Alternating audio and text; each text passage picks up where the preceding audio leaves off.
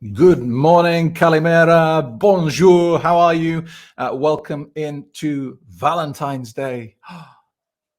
Let me tell you a secret, I don't do Valentine's Day. I hate Valentine's Day because I refuse to be dictated to by the greeting cards company. When I met my wife, one of the first things I said to her, well, not one of the first things, but when we approached our first Valentine's, I said, look, just to give you the heads up, I might buy you some flowers on the 13th of February. I might buy you some flowers on the 15th of February, but I'll never buy you them on the 14th of February, just so you know. What do you think about that? Am I a complete misery?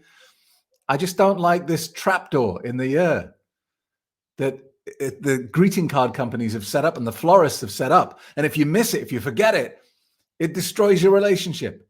I don't like the idea of it. Am I wrong or am I right? In the comments below, please.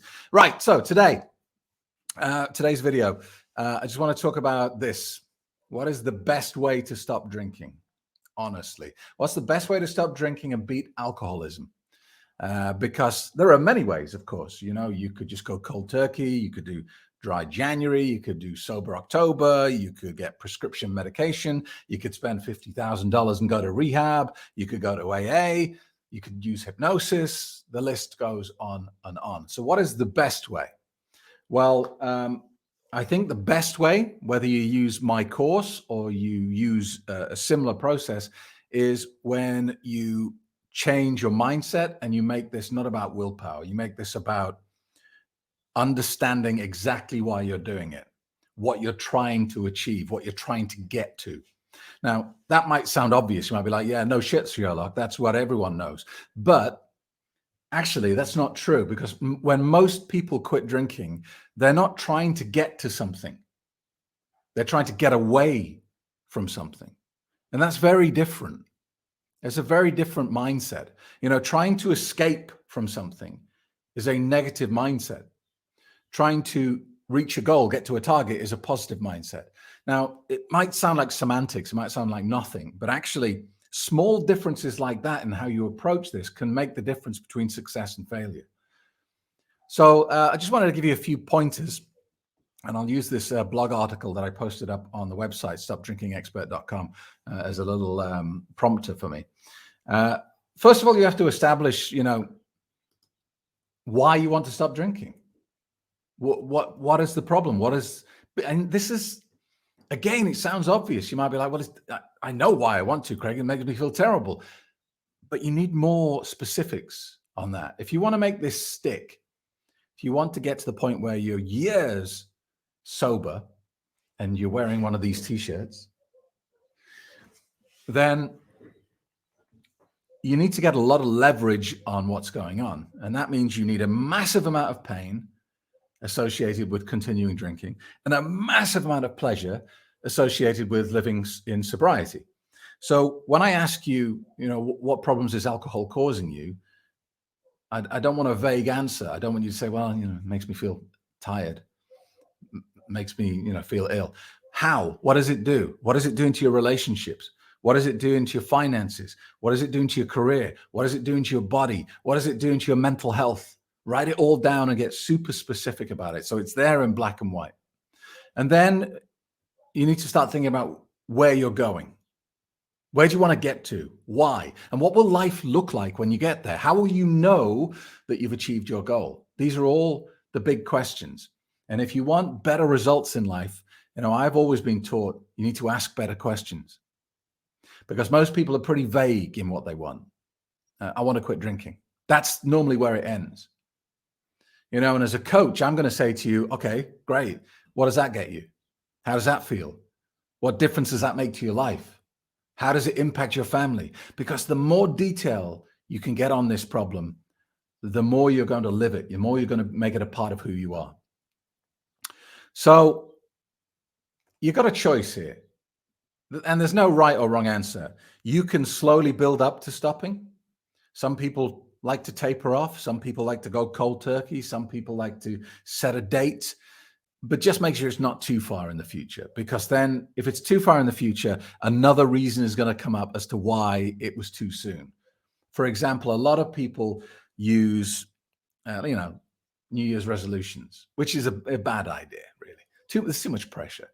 Or they say, well, when Christmas is over, or when my birthday's over, or when we've been on vacation, when I get back, that's when I'll do it. Now, the problem is, if you set a date that's too far in the future, like when my birthday's over, you'll get past your birthday and you'll go, yeah, but now we've got vacation coming up in a month and there's no point really stopping before then.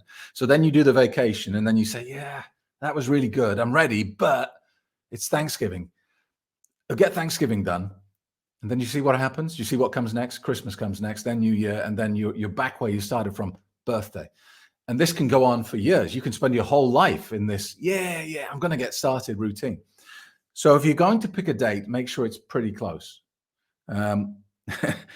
Most diets start on a Monday. And you know why? Because it's a license to eat like a pig over the weekend. It doesn't really matter. Just pick when you're going to stop. Let me tell you what I did. It was kind of strange because I said to myself, I think I gave myself like a week's notice. I said, I can't remember what the day was, but I said a week on Tuesday, I'm going to stop drinking. So Monday will be my last ever drink of alcohol. And on the Monday, I knew in my head, I was so set and solid and so ready for this. I knew and had no doubt at all that the next day I would not drink. And I bought half a bottle of vodka on the Monday and I drank about half of it and I didn't enjoy it. I was kind of forcing it down thinking this is my last drink, but I really wasn't enjoying it. My intention was to drink the whole half bottle and I couldn't. I drank half of it and threw the rest away. And the next day I woke up and I was just in that zone, in that mindset. I thought, okay, from this point forward, sober. That's all I'm thinking about. So there's no right and wrong with this, but I just wanted to tell you what I did to see if it helps you at all. Get sober curious is a good point. It's like get fascinated by sobriety. I do realize that on this channel, you'll hear me say things in the same way many times over. I'm not trying to bore you. It's just that, the points don't change. And I always say to people, the goal here is not to quit drinking. It is to fall in love with being sober. Why is that? Why does that make any difference at all? Semantics again, Craig? No, it's not. Because if your objective here is to quit drinking, then after 6 months, that will seem like a distant goal, like something from the past that no longer matters. You're not quitting drinking every day that you're sober. You do that once, and then you move forward in sobriety. And the problem is you can get 1 year sober, and you look back and you think, well, it wasn't that bad. And I seem to quit pretty easily. So maybe just one drink won't hurt. So the reason I say you've got to fall in love with sobriety is that every day needs to be a celebration of you being sober. You need to constantly remind yourself, this is fantastic. Oh my God, I love how this feels. I'm celebrating sobriety. I'm loving sobriety every day. Next point I wanted to make was be kind to yourself. Don't beat yourself up. Look, as a drinker, you almost certainly have made a lot of mistakes in your life. You've upset people, you've hurt people, you've not, committed to your responsibilities, you've let people down, you've just not been your best self. I get that. And you'll be full of guilt and regret because of your drinking. But at some point, you've got to forgive yourself. You've got to say, yeah, I did that and it was really bad. But now I acknowledge that it was wrong. And now I'm going to be better moving forward. I'm going to be a better parent. I'm going to be a better partner, a better friend, a better colleague, a better worker, a better. But put the past behind you. You got to bury those demons. Otherwise, they'll just keep coming and attacking you. So don't beat yourself up about your past mistakes. Acknowledge them, make peace with them, move forward. I talked about this yesterday, but it's so important. It's essential that you do not leave a vacuum where your drinking was. There's no point quitting drinking, removing alcohol from your life unless you find something better to replace it with. Because if you leave a vacuum, you're going to be bored, you're going to be lonely, you're going to be down, a bit depressed, you'll have a crappy day at work, and the little clown that lives in your head, the evil clown, will say, hey, I have a solution to this. It'll make it go away. You won't be bored, you won't be lonely, you won't be stressed, you'll be chilled out and relaxed, you'll be so peaceful, just drink alcohol. And you'll sit there bored and lonely, sitting on your sofa on your own, and you'll be thinking, yeah, I don't need to feel like this. He's right. She's right. Where's that vodka? You need to make sure your life changes dramatically and that the alcohols are replaced by something else. And you might think, well, what, Craig? I'm 40, I'm 50, I'm 60 years old. What am I going to start doing now?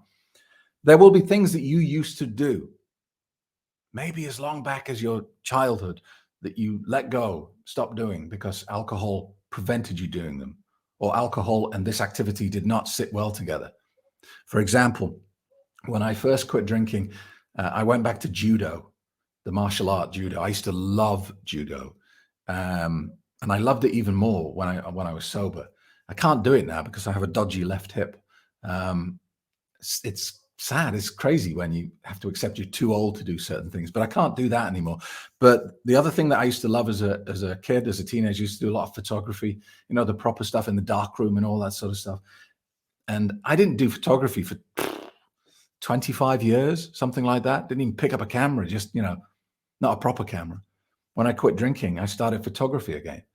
So it could be something different for you. It could be painting. It could be sculpting. It could be martial arts or meditation or yoga or running. It doesn't matter what it is. Just bring it back and bring it back aggressively. Get a little bit OCD about it so it becomes a big distraction to you.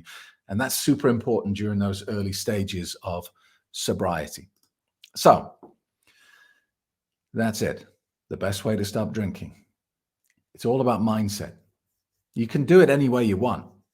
You can go to AA. You can go to rehab. You can go cold turkey. You can do it any way you want, as long as this is right, as long as this is solid and centered. If it's not, if you're still doubting this, if you're still shaky and thinking, I can't imagine a life without alcohol. How can I celebrate my birthday without alcohol? How will I relax on an evening without alcohol? If you've still got all those doubts, then it just means you're not quite, solid. You're not quite centered and ready to do this. So you need a bit of outside help. And that's why I'd encourage you to sign up for my webinar today. And I'll talk you through this process that I use and the 10 steps to get you to your happy, sober place. So that's it from today. Thank you for watching. If you're new to the channel, please hit that subscribe button and ring the bell so you get a notification. And don't forget to give me your Valentine Day.